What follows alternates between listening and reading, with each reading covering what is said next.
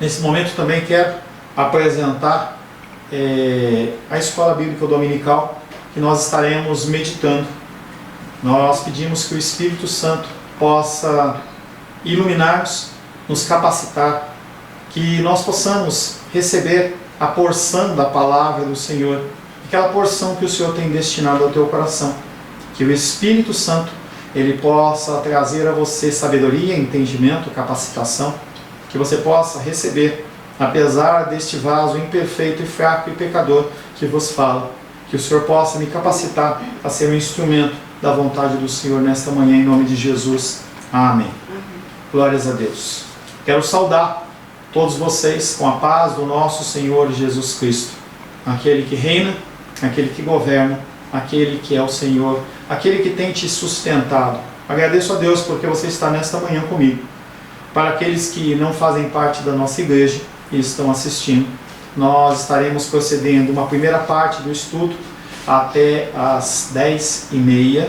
Nós vamos ter um breve intervalo e depois nós retomamos por volta até às 11h20 mais ou menos. Tá? Esse tema que nós estamos tratando nesta manhã é o tema o ser de Deus e seus atributos, em especial o subtema o poder soberano de Deus. Estamos bem avançados nesse tema. Estamos falando a respeito do poder de Deus. Falamos na semana passada do poder de Deus na propagação dos seres viventes. A mesma poderosa palavra que trouxe a existência todas as coisas, terras, céus, o universo. Ela é a mesma ordem que foi dada a todos os seres viventes, a ordem de crescer e se multiplicar, que está lá em Gênesis capítulo 1, verso 22. Tanto animais como plantas, como todos os seres, eles começaram a se reproduzir. É tremendamente espantoso observar as milhares de espécies diferentes. Se você começar a procurar, você vai sempre encontrar algo que inclusive não está nem cadastrado. Tiver que fazer, você gira o celular e não movimenta ele, tá? É maravilhoso também nós vermos a propagação, os genes que nós recebemos dos nossos pais, como nós nos assemelhamos fisicamente a eles.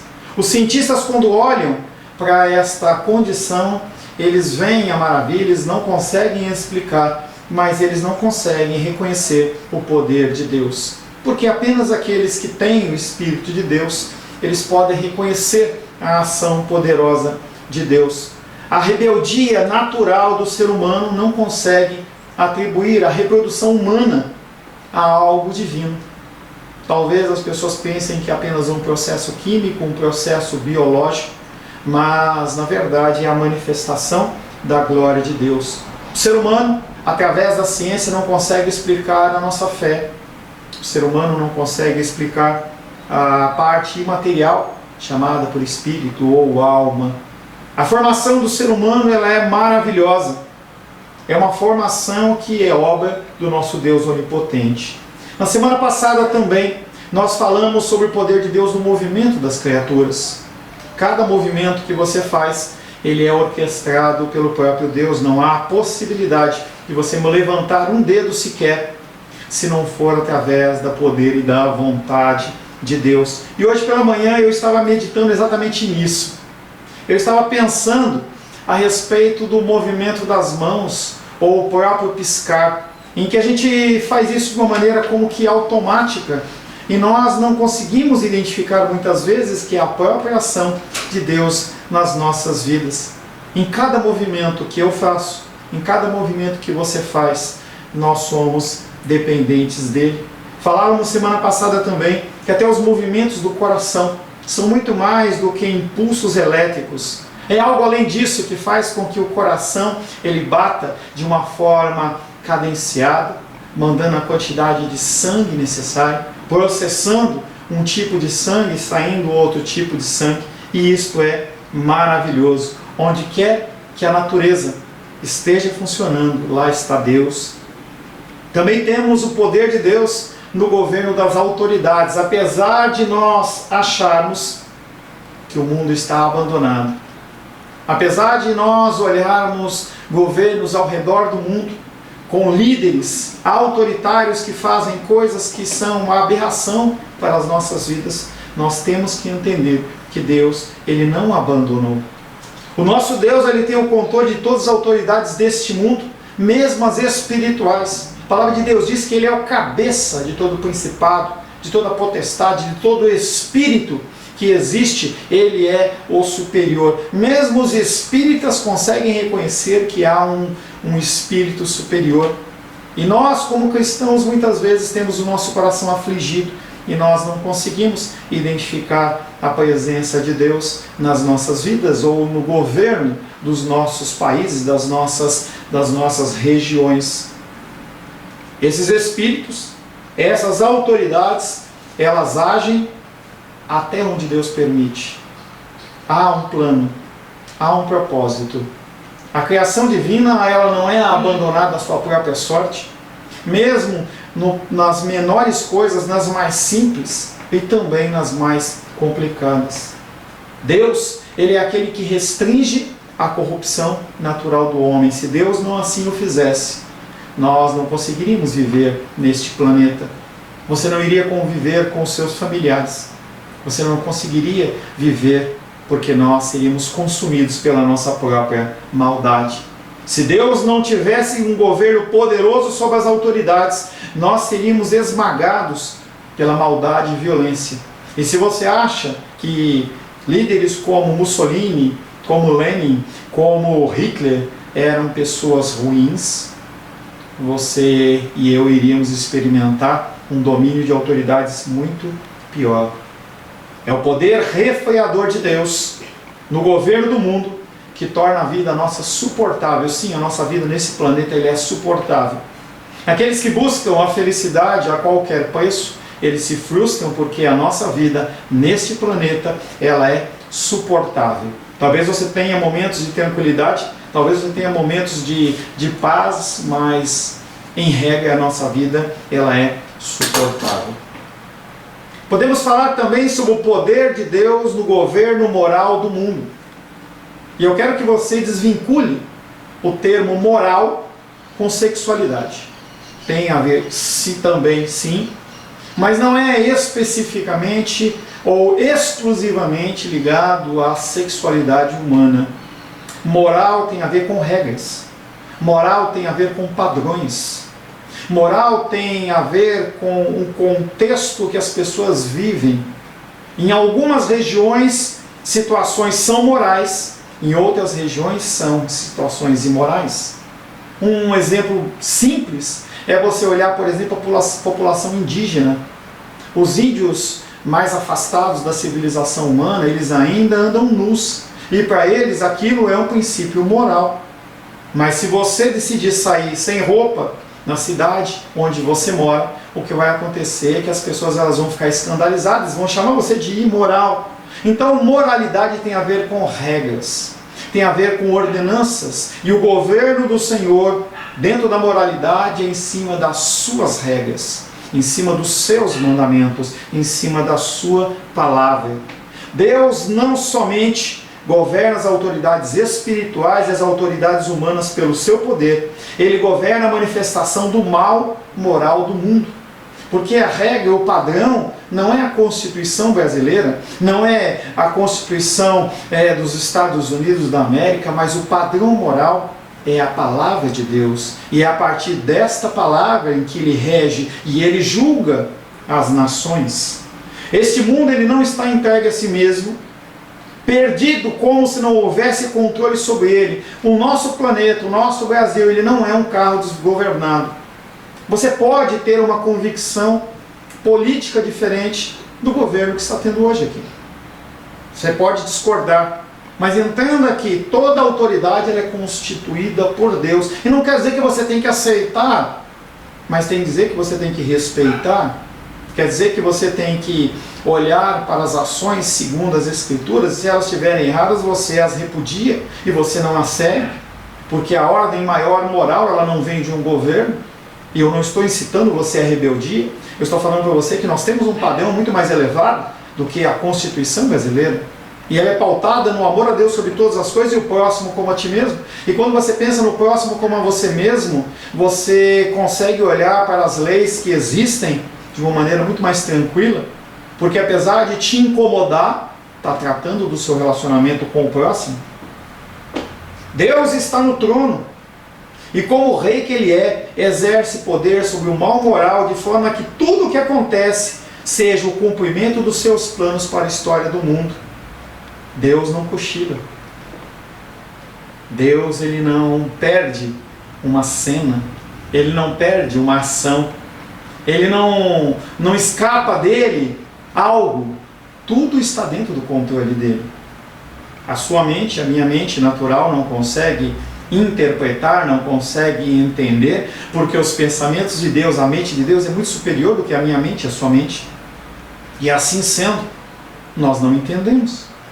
Nós olhamos para situações, nós olhamos para fatos que ocorrem, mesmo este vírus, e nós não entendemos.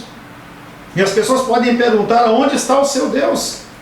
E o nosso Deus, ele está sentado no seu alto sublime trono, como ele sempre esteve. Há na igreja evangélica uma ideia de que Satanás é o rei deste mundo. Não poderia ser menos verdade. É uma grande mentira. Quem controla este mundo não é Satanás.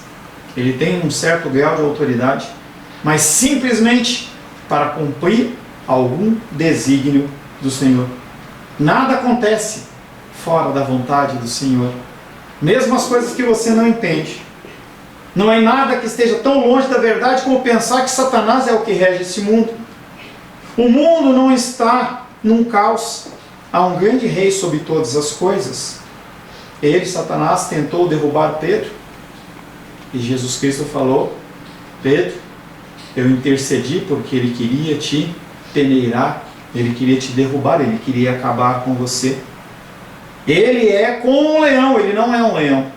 Ele é como um leão que anda ao nosso derredor. 1 Pedro 5,9 fala sobre este ser que nos rodeia, que fica andando ao nosso derredor, porque ao seu redor e ao meu redor e ao redor de todos aqueles que creem no Senhor estão acampados os anjos do Senhor.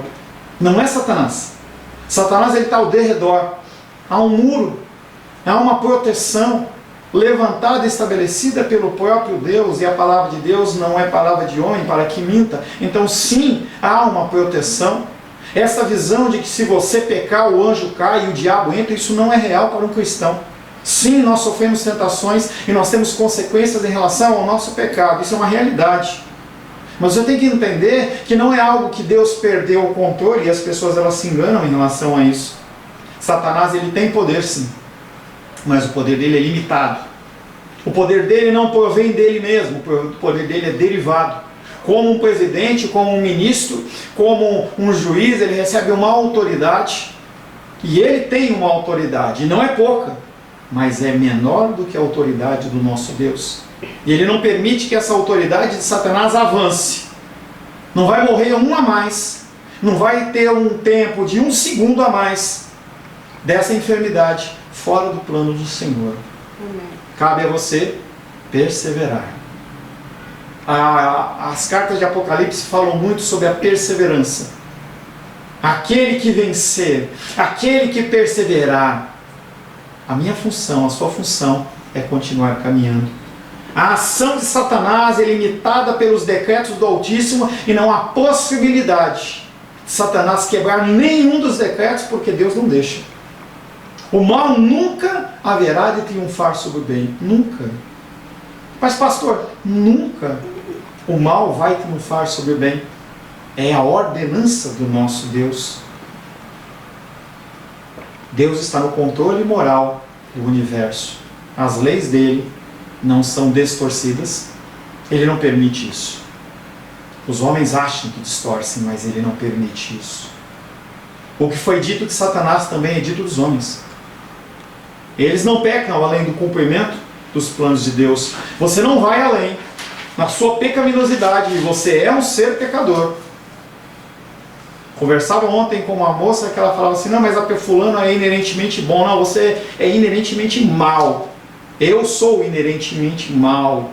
E nós só não avançamos mais porque Deus não deixa. Eu costumo conversar com aconselhados e eu pergunto para as pessoas uma pergunta dura, eu pergunto, por que você não adultera? Por que você não rouba um banco? E a pessoa sempre centraliza em si, fala porque eu, e na verdade não é porque você coisa nenhuma, é porque o Senhor, através do seu Espírito Santo, não permite. Ele permite que você vá até um ponto. Esses decretos, eles são executados pelo poder de Deus. Se os homens fossem entregues à sua própria natureza, eles pecariam desenfreadamente. Eu não estou falando de gentil, eu estou falando de você, estou falando de mim. Nós pecaríamos sem limite, porque essa é a minha natureza. A minha natureza me obriga ao pecado. Mas o sangue do Cordeiro impede que isso avance. Graças ao poder refreador de Deus, o mal moral acontece dentro dos limites que Ele permite. Nem o ser humano peca além dos limites. Mas essa pessoa foi longe demais. Não, Deus permitiu. E aí nós começamos a olhar para um Deus que não é um bom velhinho. Um Deus que rege como Ele quer. Não segundo o seu coração. Não segundo a sua vontade, nem segundo o seu padrão. O povo de Israel teve problema com isso, com a vinda do Messias. Eles não queriam o Messias nos moldes como Ele veio. Mas Deus não está nem um pouquinho preocupado com o que os homens pensam ou o que os homens acham. Jesus Cristo veio e fez tudo o que tinha que ser feito, segundo a vontade soberana de Deus Pai. Deus está no controle do controle moral do universo e também da minha vida e da sua vida. Também temos o poder de Deus no governo da sua graça redentora. Apesar de você achar que você escolhe Deus, você sem Deus está morto. Sem Deus você não consegue escolher nada. Ele te alcança. Nosso Redentor Jesus Cristo é chamado poder de Deus e sabedoria de Deus. Abre a palavra de Deus em 1 Coríntios, capítulo 1, verso 24. 1 Coríntios, capítulo 1, verso 24. 1 Coríntios, capítulo 1, verso 24, diz: Mas para os que foram chamados, tanto judeus como gregos, pregamos a Cristo. Poder de Deus e sabedoria de Deus. Jesus Cristo, Ele é a forma encarnada do poder de Deus e da sabedoria de Deus. Tudo que diz respeito a Jesus Cristo, nosso Redentor, e a nossa redenção é produto do poder de Deus. Sim, você diz, eu te aceito, Jesus. Mas antes que você faça isso, Ele tem que estar dentro do teu coração. Tem que ter ocorrido algo para te despertar para esse amor, para te tirar dessa espiral descendente pecaminosa que é o meu coração e o seu coração. Alguma coisa aconteceu para que você pudesse não só aceitá-lo, como também perseverar na vida, nos seus caminhos. Quantos você conhece que ficaram pelo caminho? Quantos você conhece que se perderam? O poder de Deus no governo da sua graça redentora em relação ao Redentor. Deus exerceu o seu poder absoluto na concepção humana de Jesus Cristo. Foi manifestação do poder de Deus. A concepção de Jesus Cristo no ventre de uma mulher escolhida, bem-aventurada, separada, mas pecadora. Foi algo que aconteceu de forma sobrenatural. Lucas 1,35 diz que o poder do Altíssimo envolveu a figura de Maria. Ela foi envolta. Houve algo sobrenatural que aconteceu uma vez em toda a história da humanidade, em que a figura divina de Deus foi colocada no ventre de um ser pecador e protegeu aquele ser de tal maneira que ele nasceu fora de pecado. Nós vemos hoje nos hospitais os profissionais de saúde caindo. Eles estão tratando o vírus, e outras enfermidades. E o que acontece é que eles, no manuseio com as pessoas, eles se contaminam e eles ficam doentes. Jesus Cristo, no ventre de Maria, no ventre de uma mulher pecadora, ele não absorveu, ele não recebeu nenhum pecado. É obra miraculosamente poderosa a concepção de Jesus Cristo. Foi pelo poder de Deus que Jesus Cristo foi gerado sem qualquer pecado e pôde ser chamado de O maiúsculo, porque não há outro maior do que ele, o Santo. Através da santidade, da geração de Maria, do seu sacrifício, da sua ressurreição, você também pode ser chamado como santo. Diga, eu sou santo. Você é santo em Cristo. Não pelo seu esforço, não pela sua vontade, não pelo seu desejo, mas você é santo, você é santificado através do sangue do Cordeiro. Deus exerceu o seu poder absoluto, ele não precisou de ninguém. Não precisou do sêmen de José, não precisou do óvulo de Maria, ele simplesmente embutiu no ventre de Maria a figura de Cristo. Ela não é a mãe de Deus, ela é a mãe de Jesus. É diferente.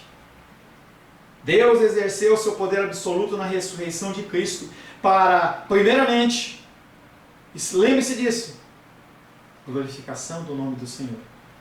Primeiramente, para cumprimento das Escrituras. Primeiramente, para cumprir a vontade do soberano Deus. E para que eu fosse salvo e você fosse salvo. Nunca inverta essa posição. Talvez um grande engano evangelístico é que a gente fale que Jesus Cristo ele veio por minha causa. E o ser humano, dentro do seu conceito humanístico, ele acha que ele é especial e ele não é especial. Quem é especial é Jesus Cristo. Deus exerceu o seu poder absoluto na concepção, na morte, na ressurreição de Cristo. Quando operou diretamente sem intervenção de outros meios, quero convidar você a abrir Efésios capítulo 1. Livro de Efésios. Capítulo 1, versos 19 e 20. Efésios capítulo 1, versos 19 e 20. Assim diz a palavra de Deus. Efésios capítulo 1, versos 19 e 20. E qual a suprema grandeza do seu poder para com os que cremos, segundo a eficácia do poder, da força do seu poder, o qual exerceu ele em Cristo, ressuscitando dentre os mortos e fazendo-o sentar à sua direita nos lugares celestiais. Mais um texto para você, 1 Coríntios, capítulo 6, verso 14. 1 Coríntios, capítulo 6, verso 14. Deus ressuscitou o Senhor e também nos ressuscitará a nós. Por quê? Pelo seu poder. E o último texto que eu quero que você olhe em relação a isso é 2 Coríntios, capítulo 13, verso 4. 2 Coríntios, capítulo 13, verso 4. 2 Coríntios 13, 4 diz: porque de fato foi crucificado em fraqueza, contudo vive, foi ressuscitado, vive pelo poder de Deus, porque nós também somos fracos nele, mas da mesma maneira que Cristo, nós viveremos com ele. Para vós outros, não é para todos, para aqueles que vivem debaixo do poder de Deus. O poder de Deus no governo da sua graça redentora em relação aos redimidos, em relação à minha vida, em relação à sua vida. Na aplicação da salvação, Deus também exerce o seu poder absoluto. Ele não precisa de mim. Ele não precisa de um louvor. Ele não precisa de nada. Ele simplesmente te chama. Ele exerce o seu poder absoluto. Ele opera diretamente, sem causas secundárias. Não é porque você ficou no monte orando muito tempo que você foi salvo. É porque Ele escolheu. Especialmente porque a regeneração tem a característica de um poder criador de Deus. Como trazer à vida um ser como você, que você conhece a sua história. Alguns nasceram num lar cristão, mas eu não nasci num lar cristão. Talvez muitos de vocês não tenham nascido num lar cristão, e você conhece a sua história. Como que uma pessoa com uma vida como aquela pode estar hoje perante uma tela, ouvindo a palavra de Deus? Talvez se você voltasse a 10, 20, 30 anos atrás, e você mostrasse uma figura de você, ou falasse da sua situação hoje, você ia falar assim, nunca. Eu lembro que eu ainda era jovem, estava em Ubatuba com os meus amigos, não era cristão, a minha tia ela já orava pela minha salvação. E eu lembro que um rapaz ele pegou um violão e começou a dedilhar uma música, e eu olhei para ele e falei assim, você é crente? E aquele homem olhou para mim, aquele rapaz olhou para mim e falou assim, sou. E abaixou a cabeça e ficou meio envergonhado, meio entristecido. E eu nunca pensei que eu ia estar do outro lado, estar na posição dele nos dias de hoje. Paulo fala de dois tipos de criação.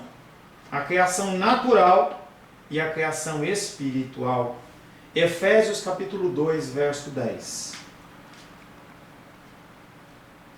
Efésios capítulo 2, verso 10.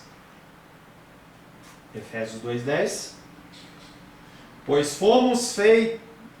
somos feitura dele, criados em Cristo Jesus para boas obras, as quais Deus de antemão preparou para que andássemos nela. O que você faz de bom não é porque você quer fazer, é porque ele já preparou. Apóstolo Paulo ele fala de dois tipos de criação. A criação natural. Nós somos feitura de Deus, é uma criação.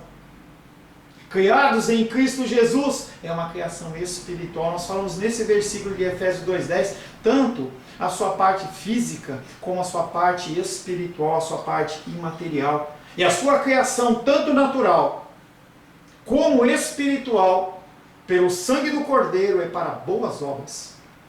O que você faz fora das boas obras, está na sua conta. Ou melhor, está na conta de Jesus Cristo na cruz do Calvário, porque ele se fez maldito por mim e por você. Pela criação natural, eu e você viemos a existir. Por meio da criação espiritual, viemos a ser o que não éramos antes, vivos. Nós não tínhamos sintonia com Deus. Se você lesse as Escrituras, você poderia ler e decorar, você não ia receber a própria fala. Vi um filme ontem em que um rapaz orava no filme, e aquele homem, um amigo dele olhou para ele e falou assim, o que você está fazendo? Ele falou assim, eu estou orando. E Deus te ouve? Ouve. E Deus te responde? Responde. É algo que é inerente aos cristãos. As pessoas não entendem isso. Muitas pessoas no dia de hoje devem estar fazendo esse jejum, nem sabendo o que é um jejum, nem entendo algum motivo, qual é a motivação. Mas aqueles que são cristãos, eles entendem que o jejum, ele é muito mais do que você ficar sem comer. Um jejum, ele não se refere a você encher a pança até as 10 horas da noite, e aí você dorme, e acorda por volta das 10 horas da manhã e você fala assim, eu fiz um jejum de 12 horas. Jejum é muito mais do que isso. E o jejum principal é você quebrar as ligaduras da maldade.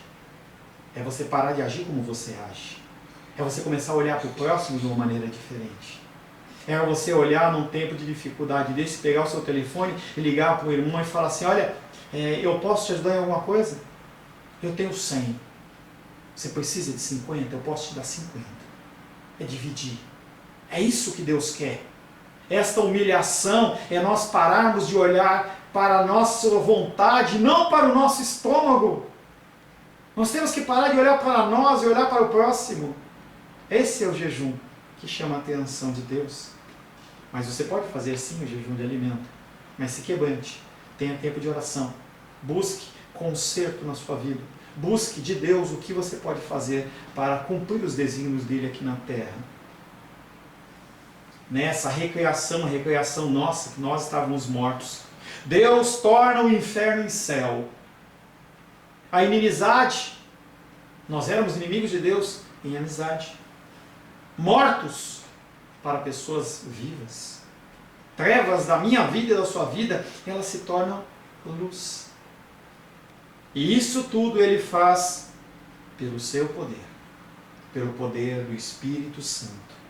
O poder de Deus é visto na nossa santificação. Efésios capítulo 3, verso 20. Efésios capítulo 3, verso 20. Efésios 3, 20.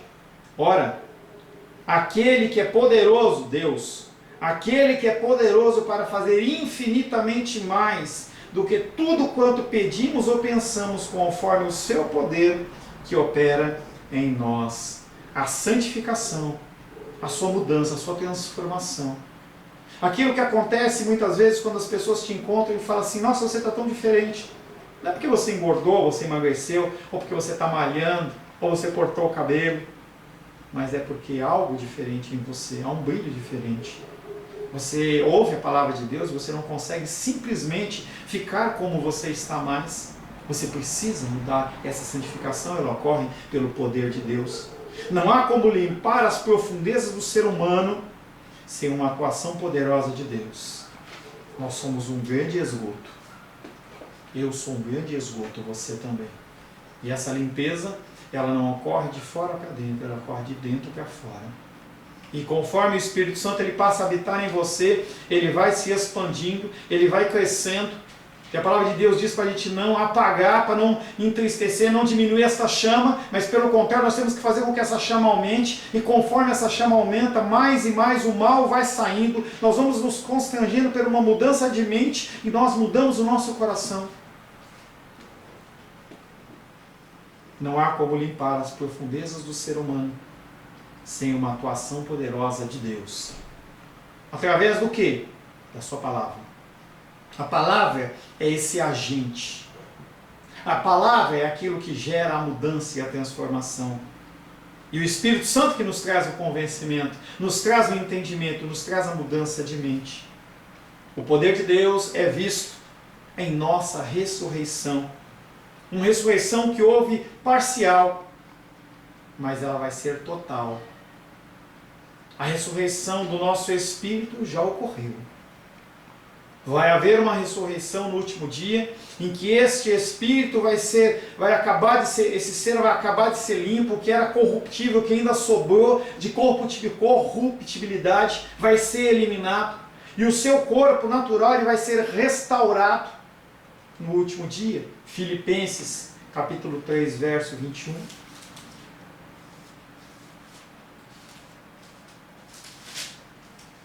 Você está em Efésios, indo para frente. Filipenses, capítulo 3, verso 21. Verso 20. Efésios 3, 20 e 21. Pois a nossa pátria está nos céus, de onde também aguardamos o Salvador, o Senhor Jesus Cristo, o qual transformará o meu corpo, o seu corpo, o nosso corpo, de humilhação, para ser igual ao corpo da sua glória, segundo a eficácia do seu poder, que ele tem, de até subordinar a si todas as coisas. Todo joelho se dobrará, toda língua confessará que ele é o Senhor.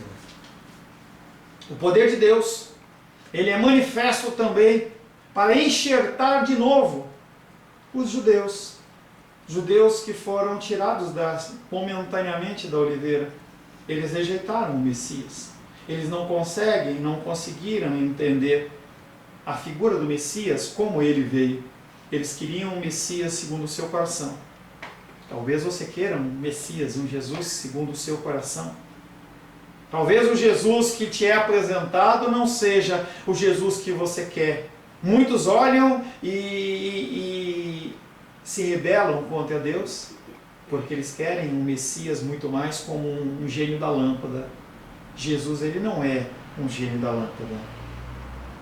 Mas os judeus, eles rejeitaram a Jesus. Mas haverá um dia em que eles serão enxertados. Romanos capítulo 11, verso 23. Romanos capítulo 11, verso 23.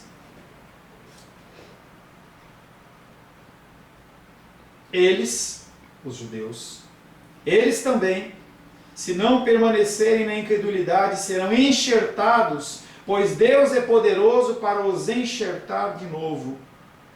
Eles vão voltar a ser o povo espiritual de Deus. Entendendo as palavras dos evangelhos que diz que ser judeu não é nascer em Israel. Nós estamos falando em algo muito superior à carne e sangue. Nós estamos falando de pessoas que têm um coração voltado e desejoso. E nós vemos pessoas de todas as religiões procurando esta figura de Deus. Em algum momento, aquele filho de Deus que está numa outra religião, ele vai reconhecer a soberania de Deus e ele vai passar a ser enxertado nessa família como eu fui e você também o foi. Todas as coisas espirituais, e quando nós pensamos no Ordo Salutis, na ordem da salvação, todas as coisas espirituais que nos são dadas por Deus implicam a sua atuação poderosa, a escolha de você antes da fundação do mundo, o seu chamado, a sua santificação, as suas quedas e o seu levantar. Enquanto outros ficam prostrados, você se levanta. E a eterna glorificação, tudo poder de Deus. 2 Pedro, capítulo 1, verso 3. 2 Pedro.